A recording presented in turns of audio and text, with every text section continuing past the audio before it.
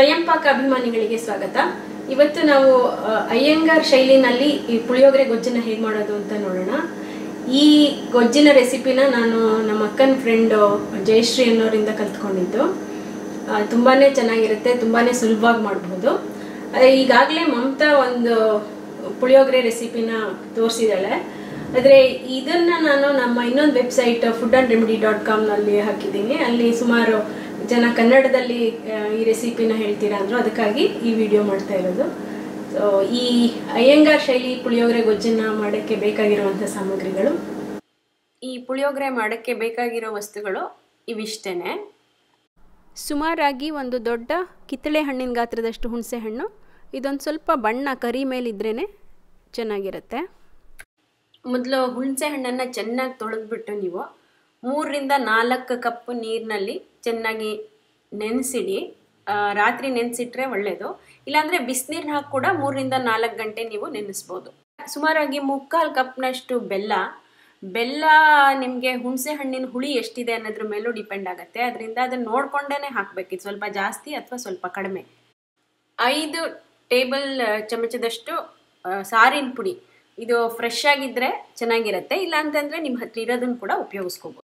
ಹೆಚ್ಚು ಕಮ್ಮಿ 1/3 ಕಪ್ ಈ ಕರಿ ಎಳ್ಳನ್ನೇ ಉಪಯೋಗಿಸಿ. ಕರಿ ಎಳ್ಳನ್ನು ಉಪಯೋಗಿಸಿದ್ರೇ ಅಥೆಂಟಿಕ್ ಲುಕ್ ಮತ್ತು ಟೇಸ್ಟ್ ಬರೋದು. 3/4 ಕಪ್ನಷ್ಟು ಎಣ್ಣೆ, 1 ರಿಂದ 2 ಟೇಬಲ್ ಸ್ಪೂನಷ್ಟು ಉಪ್ಪು. ಮೊದಲಿಗೆ ನಾವು ಈ ಹುಣಸೆ ಹಣ್ಣು ನೆನೆಸಿಟ್ಟಿರ್ತೀವಲ್ಲ, ಅದನ್ನು ಈ ಥರ ಚೆನ್ನಾಗಿ ಹಿಂಡಿ ಅದರ ರಸನ ಒಂದು ದೊಡ್ಡ ಪಾತ್ರೆಗೆ, ಸ್ವಲ್ಪ ದಪ್ಪ ತಳದ ಪಾತ್ರೆಗೆ ತೆಕ್ಕೊಳ್ಳಿ. ಇದನ್ನು ಒಂದು ಮೀಡಿಯಮ್ ಹೀಟಲ್ಲಿಟ್ಟು ಚೆನ್ನಾಗಿ ಕುದಿಸ್ಬೇಕು. ಅದು ಕುದೀತಾ ಇರಬೇಕಾದ್ರೆ ಇಲ್ಲಿ ಎಳ್ಳನ್ನು ಹಾಗೆ ಹುರ್ಕೋಬೇಕು, ಡ್ರೈ ರೋಸ್ಟ್ ಮಾಡ್ಕೋಬೇಕು. ಸೊ ಒಂದು ಪಾತ್ರೆನ ಬಿಸಿಗಿಟ್ಟು, ಬಿಸಿ ಆದಮೇಲೆ ಎಳ್ಳನ್ನು ಹಾಕಿ ಅದು ಚಟಪಟ ಅನ್ನೋಷ್ಟು ಹುರಿರಿ. ಈ ಥರ ಇದು ಚಟಪಟ ಆದಮೇಲೆ ಇದನ್ನು ಒಂದು ಬೌಲ್ಗೆ ತೆಗೆದಿಟ್ಕೊಳ್ಳಿ. ಎಳ್ಳು ಆರಿದ್ಮೇಲೆ ಪೌಡರ್ ಮಾಡಿಟ್ಕೊಳ್ಳಿ ಅದು. ಈಗ ಇದು ಸುಮಾರಾಗಿ ಒಂದು 20 ನಿಮಿಷದಿಂದ ಕುದೀತಾ ಇದೆ. ಇವಾಗ ನೋಡಿ ಇದು ಗಟ್ಟಿಯಾಗಿದೆ. ಈಗ ಇದನ್ನ ಉರಿ ಕಮ್ಮಿ ಮಾಡಿಬಿಟ್ಟು, ಅಂದರೆ ಮೀಡಿಯಮ್ ಲೋಗೆ ಇಟ್ಬಿಟ್ಟು ಸಾರಿನ ಪುಡಿ ಹಾಕಿ ಒಂದ್ಸಲ ಮಿಕ್ಸ್ ಮಾಡಿ. ಸಾರಿನ ಪುಡಿ ಹಾಕಿ ಒಂದ್ಸಲ ಮಿಕ್ಸ್ ಮಾಡಿದ್ಮೇಲೆ ಬೆಲ್ಲನೂ ಹಾಕ್ಬಿಡಿ.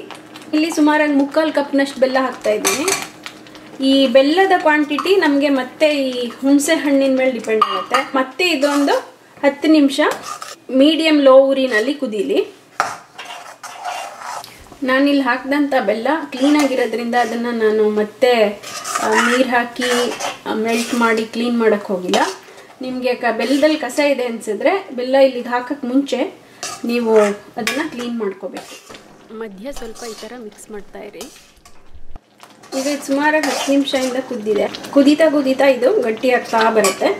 ಇದಕ್ಕೆ ನಾವೀಗ ಉಪ್ಪು ಮತ್ತು ಎಳ್ಳು ಹುಡಿ ಇಟ್ಕೊಂಡಿದ್ದೀವಲ್ಲ, 2 ಹಾಕೋಣ. ಹಾಕ್ಬಿಟ್ಟು ಮಿಕ್ಸ್ ಮಾಡಿ ಮತ್ತೆ ಇದು ಒಂದು 3-4 ನಿಮಿಷ ಚೆನ್ನಾಗಿ ಕುದಿವೆ. ಎಳ್ಳನ್ನು ಹಾಕಿದ್ಮೇಲೆ ನೀವು ಒಂದ್ಸಲ ಇದನ್ನು ಟೇಸ್ಟ್ ಮಾಡಿದರೆ, ಇದಕ್ಕೆ ಹುಳಿ ಹೆಚ್ಚಾಗಿದ್ದರೆ ಬೆಲ್ಲ ಹಾಕ್ಕೋಬೋದು, ಬೆಲ್ಲ ಹೆಚ್ಚಾಗಿದ್ದರೆ ಹುಳಿ ಹಾಕ್ಬೋದು, ಖಾರ ಕಮ್ಮಿ ಇದ್ದರೆ ಇನ್ನೊಂದು ಸ್ವಲ್ಪ ನೀವು ಸಾರಿನ ಪುಡಿ ಕೂಡ ಹಾಕ್ಕೋಬೋದು. ಎಳ್ಳು ಹಾಕಿದ್ಮೇಲೆ ಇದೊಂದು 2-3 ನಿಮಿಷ ಚೆನ್ನಾಗಿ ಕುದಿಬೇಕು. ಕುದೀತಾ ಇರುವಾಗ ನಿಮಗೆ ಹಾರುತ್ತೆ, ಸೊ ಜೋಪಾನವಾಗಿ ಇದನ್ನು ಮಿಕ್ಸ್ ಮಾಡಿ. ಈಗ ಎಳ್ಳು ಹಾಕಿ ಒಂದು 2-3 ನಿಮಿಷ ಆಯಿತು. ಇದಕ್ಕೆ ಕೊನೆಯದಾಗಿ ಎಣ್ಣೆ ಹಾಕಿ ಮಿಕ್ಸ್ ಮಾಡಿ. ಇದು ಎಣ್ಣೆ ಹಾಕಿದ್ಮೇಲೆ ಲೋ ಊರಿನಲ್ಲಿ ಒಂದು 10 ನಿಮಿಷ ಕುದಿಬೇಕಿದು. ಕಂಟಿನ್ಯೂಸ್ ಆಗಿ ಏನು ಮಿಕ್ಸ್ ಮಾಡಬೇಕಂತ ಏನಿಲ್ಲ, ಹಾಗಾಗಿ ಒಂದು ಸ್ವಲ್ಪ ಮಿಕ್ಸ್ ಮಾಡ್ತಾ ಇರಿ. ನೀವು ಈ ಗೊಜ್ಜನ್ನು ಮಾಡ್ಕೋಬೇಕಾದ್ರೆ ಸ್ವಲ್ಪ ದೊಡ್ಡ ಪಾತ್ರೆನಲ್ಲಿ ಮಾಡ್ಕೊಂಡ್ರೆ ಒಳ್ಳೆಯದು, ಯಾಕೆಂದರೆ ಇದು ಸ್ವಲ್ಪ ಹಾರತ್ತೆ ಎಲ್ಲ ಕಡೆಗೂ. ಇದು ನೋಡಿ ಇವಾಗ ಹಿಂಗೆ ಹಾಕಿದ್ರೆ ಈಸಿಯಾಗಿ ಕೆಳಗಡೆ ಬಿದ್ದು ಹೋಗುತ್ತೆ ಸೌಟಿಂದ. ಸೊ ಇದೊಂದು ಸ್ವಲ್ಪ ಗಟ್ಟಿ ಆಗಬೇಕು, ಅಂದರೆ ನಿಮಗೆ ಲೇಹ ಕನ್ಸಿಸ್ಟೆನ್ಸಿ ಬರಬೇಕು. ಅಲ್ಲಿ ತನಕ ನೀವು ಇದನ್ನು ಬಿಡಬೇಕು. ಎಣ್ಣೆ ಹಾಕಿ ಇವಾಗ 3 ನಿಮಿಷ ಆಗಿದೆ ನೋಡಿ. ಎಣ್ಣೆ ಮತ್ತು ಗೊಜ್ಜು ಒಂದಾಗಿದೆ. ಈಗ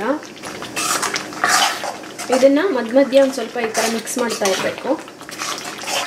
ಇದೀಗ ಸುಮಾರಾಗಿ ಒಂದು 10 ನಿಮಿಷದಿಂದ ಸಣ್ಣ ಊರಿನಲ್ಲಿ ಕುದೀತಾ ಇದೆ. ನಾವು ಎಳ್ಳು ಹಾಕಿದ್ಮೇಲೆ ಈಗ ನೋಡಿ ಇದು ಹೇಗೆ ಗಟ್ಟಿಯಾಗಿದೆ ಅಂತ.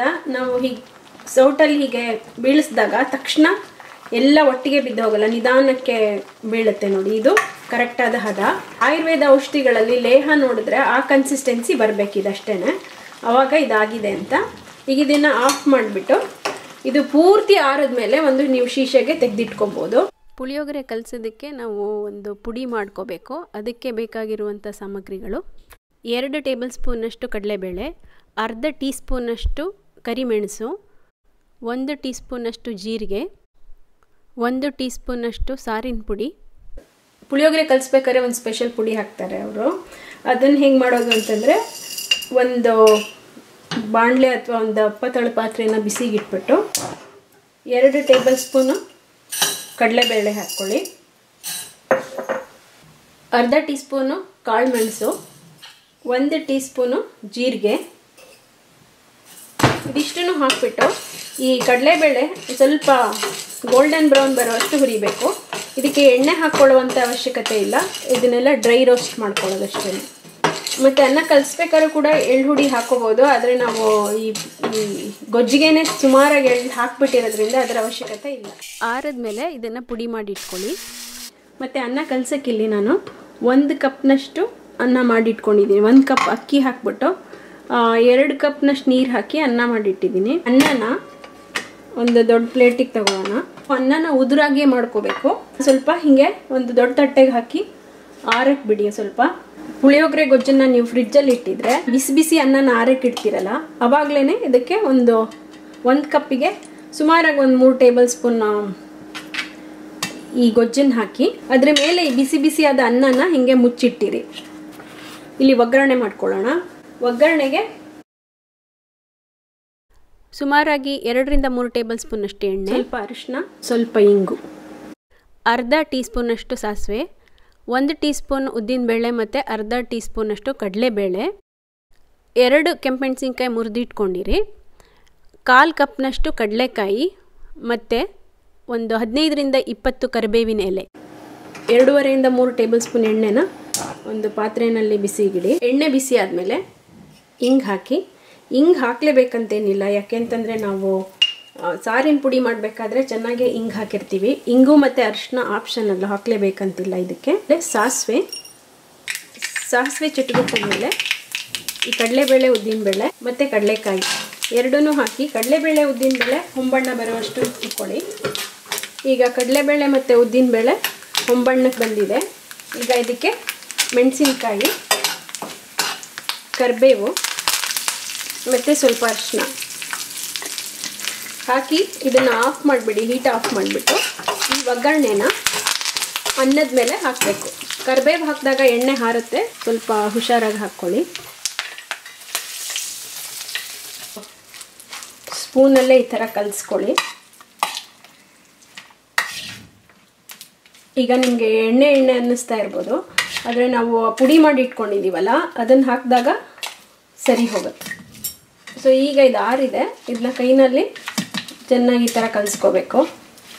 ಈ ಕಲಿಸ್ಕೊಂಡಿರುವಂಥ ಈ ಅನ್ನಕ್ಕೆ ಒಂದು 3 ರಿಂದ 4 ಟೀ ಸ್ಪೂನಷ್ಟು ಈ ಪುಡಿ ಹಾಕ್ಕೊಳ್ಳಿ.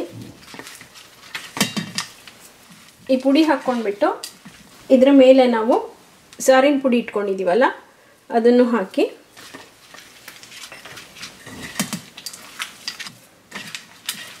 ಮಿಕ್ಸ್ ಆಗೋ ಹಂಗೆ ಚೆನ್ನಾಗಿ ಕಲಿಸ್ಬೇಕು. ಸೊ ಇದಿಷ್ಟಾದಮೇಲೆ ನೀವು ಇದನ್ನು ರುಚಿ ನೋಡಿ, ಉಪ್ಪು ಬೇಕಾದರೆ ಉಪ್ಪು ಹಾಕ್ಕೋಬೋದು, ಇಲ್ಲ ನಿಮಗೆ ಖಾರ ಬೇಕಂದರೆ ಇನ್ನೊಂಚೂರು ಆ ಪುಡಿನೂ ಹಾಕ್ಕೋಬೋದು. ಏಕೆಂದರೆ ಅದಕ್ಕೂ ಪೆಪ್ಪರ್ ಹಾಕಿರ್ತೀವಲ್ಲ, ಅದರಿಂದ ಇನ್ನೊಂದು ಸ್ವಲ್ಪ ಆ ಪುಡಿ ಹಾಕ್ಕೋಬೋದು. ಇಲ್ಲ ಅಂತಂದರೆ ನೀವು ಸಾರಿನ ಪುಡಿ ಕೂಡ ಹಾಕ್ಕೋಬೋದು. ಪುಳಿಯೋಗರೆ ಯಾವಾಗಲೂ ನೀವು ಈಗ ಬೆಳಗ್ಗೆ ಮಾಡಿದರೆ ಮಧ್ಯಾಹ್ನ ಅಥವಾ ಸಾಯಂಕಾಲ ತಿಂದರೆ ರುಚಿ ಇಲ್ಲ, ಸಾಯಂಕಾಲ ಮಾರನೇ ದಿವಸ ತಿಂದರೆ ಇನ್ನೂ ರುಚಿಯಾಗಿರುತ್ತೆ. ಇದನ್ನು ನೀವು ಅಟ್ಲೀಸ್ಟ್ 3/4 ರಿಂದ 1 ಗಂಟೆ ಬಿಟ್ಟರೆ ಇದ್ರ ರುಚಿ ಹೆಚ್ಚಿರುತ್ತೆ, ಆವಾಗಲೇ ಚೆನ್ನಾಗಿರೋದು.